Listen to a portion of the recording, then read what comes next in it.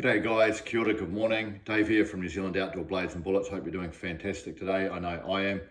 I went out for a walk in the bush. Unfortunately, the river was too high, so I couldn't hunt, but at least I've got the rest of the day off. Today, I'm going to talk about specifically a small skinning knife that my mate Rick from RJ Knives in Palmerston North, check him out in the description, has made, and I'm probably going to buy it. I was hoping to get a deer this morning and try it out on deer, but the weather or the river height had a different idea. But before I get into the idea of a small skinning knife, just for me personally, my concept when I go in the bush is I'll always have a minimum of 2 knives with me, because quite frankly, if I was unlucky enough to lose one of the knives, then I'd like to have a second one as a backup to butcher a deer, even if it's a Leatherman or a Swiss Army knife. Another consideration that I have is quite often I'll have quite a sturdy belt knife for heavy utility camp tasks or even survival tasks or broad slashing movements, and sometimes I'll carry a smaller, handy, very lightweight knife for the finer cuts on a deer, boning, etc. Now, going way back to the early days of New Zealand, we used to call a skinning knife look something like this. This is a really old Green River Victory skinning knife, handed down to me by my father from my great uncle, and this is traditionally what we used to refer to as a skinning knife in New Zealand. They're big, they serve their purpose on sheep.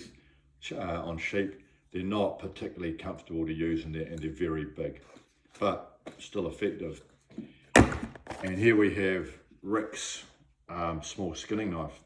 Now, handmade leather sheath, and you'll see there, if you can make it out, there's a red stag on the sheath, which is really cool, and some hoof prints on the sheath, which is really neat. And Rick hand molds these and dips them in beeswax, so they're nice and secure, nice deep sheath.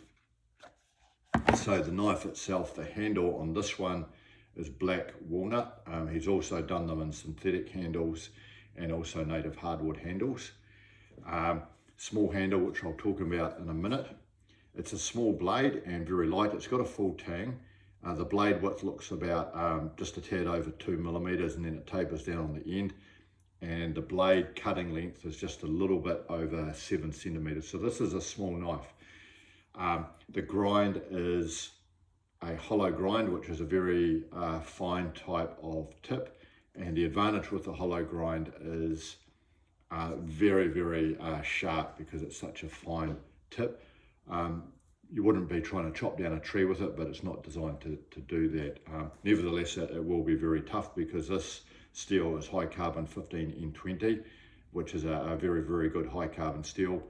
Another steel that I really like is 1084 high carbon, and I've also had excellent results with AEBL stainless steel and also G10 stainless steel. But this is just another type of steel, and quite frankly, what's more important is the grind and the heat treatment in the steel itself.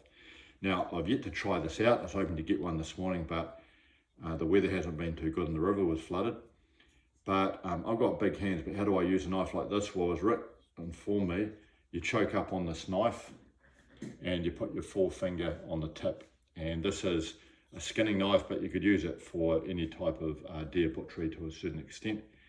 And the idea is that you choke up on it and you use this for finer cuts.